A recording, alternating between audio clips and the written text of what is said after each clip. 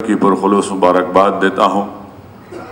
اب میں نہیں سمجھتا کہ اور زیادہ میں آپ سے گفتگو کروں، اور یہ بڑی ناانصافی ہے میرے لیے بھی کہ ایک بہترین مقرر کے بعد اسد الدین اویسی کچھ نہیں بول سکتا۔ بہرحال تمام چیزیں آپ کے سامنے آ چکی ہیں، مگر ایک دو باتیں ہیں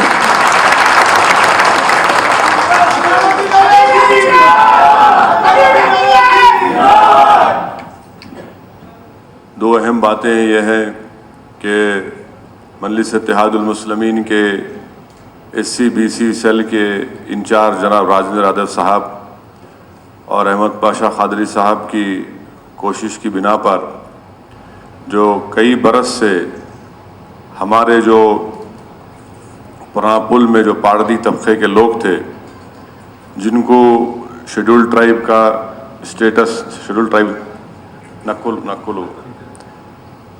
ٹرائب میں ان کو کلاسیفائی نہیں کیا جا رہا تھا، راجندر یادو صاحب نے پاشا قادری صاحب کو لے کر BC کمیشن کے پاس گئے، منسٹرز حکومت کے پاس جا کر نمائندگی کی، اور آپ کو جان کر خوشی ہوگی کہ حکومت تلنگانہ نے تلنگانہ کے جو پاردی طبقے کے لوگ ہیں ان کو شیڈول ٹرائب کا سٹیٹس دیا اور نکلو طبقے میں ان کو شامل کیا۔ ایک بہت بڑی کامیابی مجلس کی نمائندگی پر ہوئی۔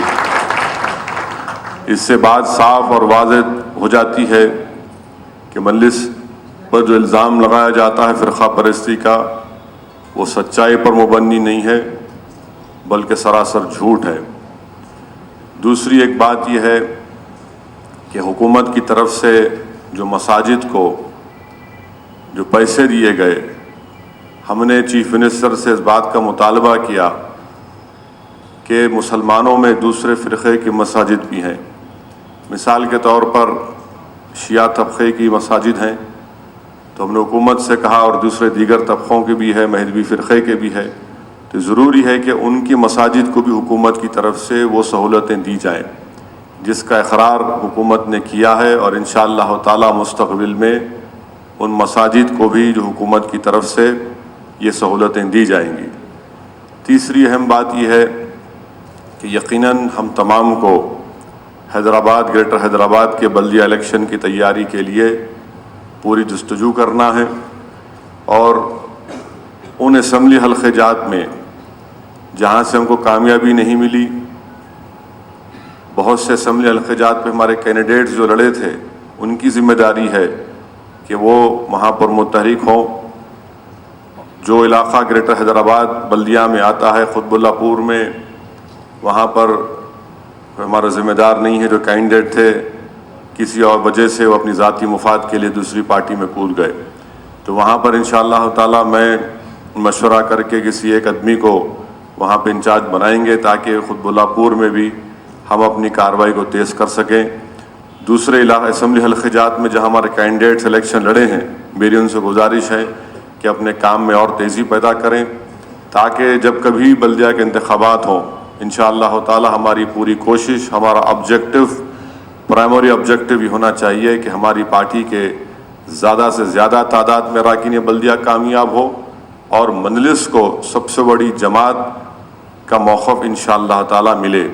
اس کے لیے ہم تمام کو جستجو اور محنت کرنے کی بہت ضرورت ہے۔ بلدیہ کے کمشنر سے ملاقات ہوئی اسمبلی حلقے جات کے ترقیاتی کام کے سلسلے میں، تو کئی اسمبلی حلقے جات میں نئے ترقیاتی کام کی منظوری دی گئی، اور مجھے امید ہے کہ انشاءاللہ تعالی ایک 15-20 دن کے اندر ان کاموں کا آغاز بھی ہوگا۔ راجندر نگر اسمبلی حلقے میں شاستری پورم اور حسن نگر اور میر محمود صاحب پہاڑی کا ایک بڑا علاقہ ہے، وہاں پر میں خود MD واٹر ورکس کو لے کر گیا، اور ان کی طرف سے نئے نقشے اور پلانز بنائے جا رہے ہیں تاکہ یہاں پر نئی ڈرینیج لائن ڈالی جا سکے، اور جو 2 پینے کے پانی کے ٹینک ہیں انشاءاللہ تعالی میرے خیال سے سپتمبر کے پہلے ہفتے میں وہ انشاءاللہ تعالی ان ٹینکس کا افتتاح کیا جائے گا۔ اور کاروان کے اسمبلی حلقے میں جو اسمبلی کے الیکشن پارلیمنٹ کے الیکشن میں وعدہ کیا تھا کہ خلے گولکنڈہ میں اور محمدی لائن میں ایک 2 بڑے پانی کی ٹانکی کا کام ہم کرائیں گے. آپ کو جان کر خوشی ہوگی کہ میں نے اپنے MP فنڈ سے 1 کروڑ روپے دیا ہوں. وہ کافی نہیں ہے مگر کام کی شروعات کے سلسلے میں اسٹیمیٹ بن رہا ہے.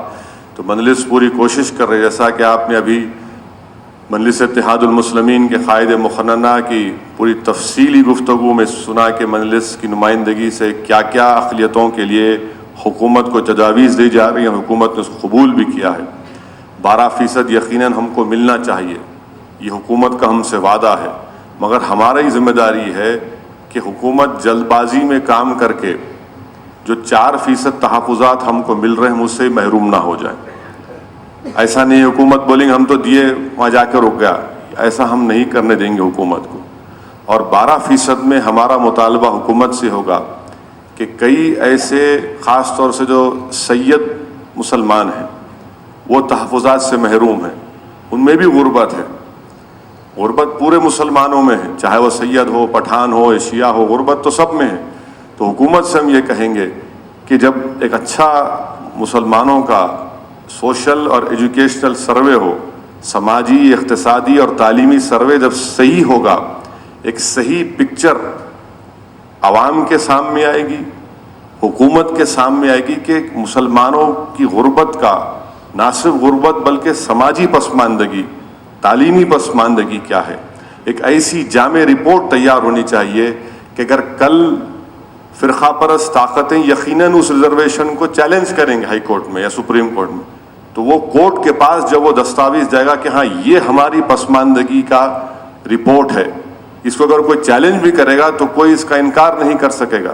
تو ایسا کام ہم حکومت کو مجبور کر رہے ہیں، بتا رہے ہیں کہ یہ نہیں کہ ہم وعدہ کرے ہو گیا اس کے بعد ہم کیا ایسا نہیں ہو سکتا. تو اس طرف بھی ہم کو خاص توجہ دینے کی ضرورت ہے. یہ بات بھی ہم نے حکومت کے سامنے رکھی ہے. بہرحال انشاءاللہ تعالی ایک 6-7 مہینے ہم تمام کو زیادہ متحرک رہنے کی کوشش کرنا ہے، تنظیمی جو کمزوری ہے اس کو دور کرنا ہے. اور میں یقین کے ساتھ کہہ سکتا ہوں کہ انشاءاللہ تعالی اگر پورے صدور و معتمدین اور اراکین مجلس اتحاد المسلمین ایک ٹیم ورک کے ساتھ کام کریں گے تو یقیناً ہم بہت بڑی کامیابیاں حاصل کرتے جائیں گے. اور یہ کام اکیلے میں نہیں کر سکتا، نہ اکبر الدین، نہ ممتاز خان، نہ پاشا قادری، نہ بلالہ کر سکتے ہیں. یہ کام اجتماعی طور پر ہم سب کو مل کر ہم کرتے آئے ہیں. اور مجلس کی کامیابی یہی رہی کہ اجتماعی طور پر ہم نے کام کیا، قیادت کو اگر مضبوط کیا تو اجتماعی طور پر سب نے کام کیا. کیونکہ یہ کوئی جلسے عام نہیں ہے، یہ صدور و معتمدین اور اراکین کا ایک اجلاس ہے.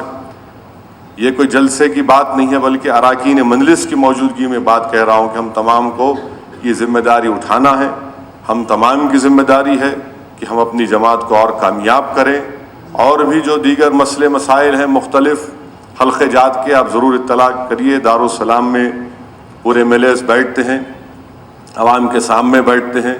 آپ آئیے، بتائیے، اور انشاءاللہ تعالی ہم اپنے کاموں کو نمائندگی کرتے جائیں گے. میرے خیال سے آئندہ مہینے اسمبلی کا سیشن بھی ہوگا شاید.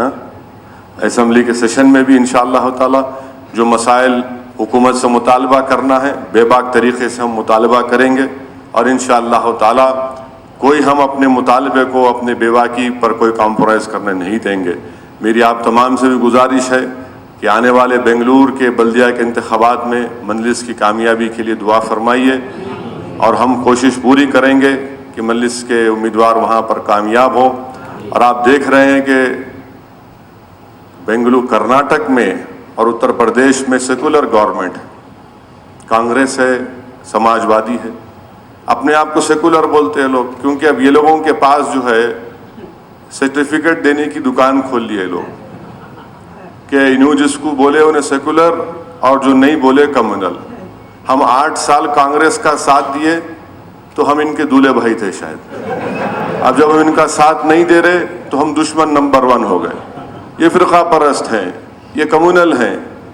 یعنی حد تو یہ ہو گئی کہ جو شخص بابری مسجد کی شہادت کا سب سے بڑا ذمہ دار ہے نرسمہا راؤ، اس کا فنکشن کرتے، اس کو پھول ڈالتے اور پھر مجلس کو گالی دیتے. کم سے کم سوچو، اس وقت تو گالی مت دو، مگر بتانا یہ ہے کہ جو ان کے ساتھ نہیں ہے وہ فرقہ پرست ہے. ہم ان کے ساتھ آ گئے تو ہم سیکولر ہو جاتے. تو بہرحال یہ چیزیں نئی ہیں. انشاءاللہ تعالی ہم اخلاص کے ساتھ کام کر رہے ہیں.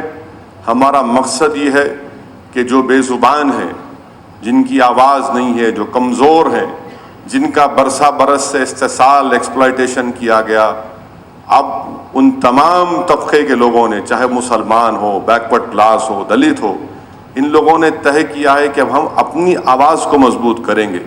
اس پیغام کو لے کر ہم کو آگے بڑھنا ہے. میں پھر سے آپ تمام کو عید کی مبارکباد دیتا ہوں اور آپ تمام سے پھر سے گزارش کر رہا ہوں کہ ہم تمام کو مل کر اجتماعی طور پر کام کرنے کی ضرورت ہے. اور آخر میں نیچے جائیے اور وہاں پر شیر خورمے کا انتظام کیا گیا ہے، ضرور شیر خورمہ لیجئے. اور پھر اس کے بعد تو وقتاً فوقتاً گفتگو ہوگی. 25 تاریخ کو انشاءاللہ تعالی مرحوم قائد سالار ملت کا جلسہ ہے. اس جلسے میں بھی ہم کو شرکت کرنا ہے. میں بار بار آپ سے کہہ رہا ہوں کہ دیکھیے، جب مجلس کے جلسے ہوتے تو اس میں صدر المعتمدین اراکین پورے حیدرآباد سکندرآباد کی شرکت کرنا. عوام تو آتی ہے، ہماری پارٹی کا جلسہ ہے اور آپ پارٹی کے معزز رکن ہیں. سب سے پہلے سامنے آپ رہنا وہاں پر. یہ ہمارا جلسہ ہے، کامیاب کرنا ہماری ذمہ داری ہے. اس لیے آپ سے میں گزارش کروں گا کہ 25 تاریخ کو مرحوم قائد کا جلسہ ہے اور شرکت اس لیے بھی کرنا ضروری ہے کہ جس قائد نے اپنی زندگی کا ہر لمحہ مجلس کو مضبوط کرنے کے لیے لگایا، جس نے اپنی زندگی کا چین و سکون قربان کر دیا اور کوئی احسان نہیں کیا بلکہ اس پر فخر محسوس کرتے تھے. مجھے اچھی طرح یاد ہے کہ جب مرحوم قائد اپنی زندگی کے آخری ایام میں تھے، کبھی ہوش آ رہا تھا، جا رہا تھا. رمضان کا مہینہ تھا، جمعۃ الوداع کی تقریر بڑی مشکل سے میں گیا کیونکہ ظاہر ہے مرحوم قائد دواخانے میں تھے اور میرے لیے بڑا مشکل مرحلہ تھا کہ میں کھڑے ہو کر تقریر کروں. مگر بہرحال ذمہ داری ہے اور جماعت کی ذمہ داری ہے، چاہے کچھ ہو جو جانا پڑے گا. اور مجھے بعد میں بتایا گیا کہ جب جلسہ ہو رہا تھا تو مرحوم قائد کو تھوڑا بہت ہوش تھا، وہ تھوڑا بہت بات کر سک رہے تھے، کمزور تھے. تو اکبر الدین اویسی نے میری تقریر کو سیل فون پر مرحوم قائد کو سنایا تو مرحوم قائد مسکرانا شروع کر دیا. آپ اندازہ لگائیے کہ ایک انسان کے کمٹمنٹ کا اندازہ لگائیے کہ بیمار ہیں اور طبیعت خراب ہے، مگر جب مجلس کے جلسے یعنی جلسے میں جو تقریر کی جا رہی ہے، اب سنایا جا رہا ہے مرحوم قائد کو، جب قائد کو سنایا گیا تو مسکرا رہے تھے سالار ملت. آپ یہ کمٹمنٹ مجھ میں نہیں ہے، کمٹمنٹ اللہ مجھ کو پیدا کر رہے. دعا کریے کہ دواخانے میں ہے مگر جماعت کی فکر ہے. تو ہمارا بہترین طریقہ یہ ہے کہ ان کو خراج عقیدت پیش کرنے کا نہ صرف جلسے میں شرکت کرنا بلکہ ان کا جو کام ہے، ان کا جو پیغام ہے وہ ہمارے تمام کے لیے ایک مشعل راہ ہے. اس کام کو لے کر اور آگے بڑھنا ہے. جو ان کی امیدیں، جو ان کے خواب تھے، ان کو پورا کرنا ہے انشاءاللہ تعالی. اور اسی میں ہی جماعت کا فائدہ ہے، اسی میں ان غریب طبقات کا فائدہ ہے. جن حضرات نے مجلس کے لیے اتنا محنت کی، جستجو کی. مجھے اچھی طرح یاد ہے کہ جب مجلس اتحاد المسلمین آج سے اگر میں غلط نہ کہوں تو قریب 30-35 سال پہلے بہت سے ایسے لوگ تھے جو آج دنیا میں نہیں ہیں، مگر ان لوگوں کی محنت، ان لوگوں کی قربانیاں، ان لوگوں کی جستجو تھی کہ آج الحمدللہ ہم اس مقام تک پہنچے. یہ کوئی 2-3-4 لوگوں کی محنت نہیں ہے، یہ اس میں بہت سے لوگوں کی محنت شامل ہے. اور یقیناً اللہ سبحانہ تعالیٰ ان کو اس کا اجر دے گا کیونکہ ان لوگوں نے غریب مظلوم عوام کے حقوق کے لیے کام کیا. یہ ایک بہت بڑا کام ہے. بہرحال جلسے ہوتے رہیں گے. 25 تاریخ کو جلسہ ہے اور خدا نہ خواستہ بارش ہوتی ہے تو پھر بازو آڈیٹوریم میں انتظام کیا گیا ہے. آپ تمام سے گزارش ہے شرکت کریے. اپنے اپنے حلقے جات میں ابتدائی جو آپ کی وہاں پر ہے متحرک ہو جائیے. ہم کو اور اپنے کام میں تیزی پیدا کرنا ہے. شکریہ. وآخر الدعوانا الحمدللہ رب العالمین.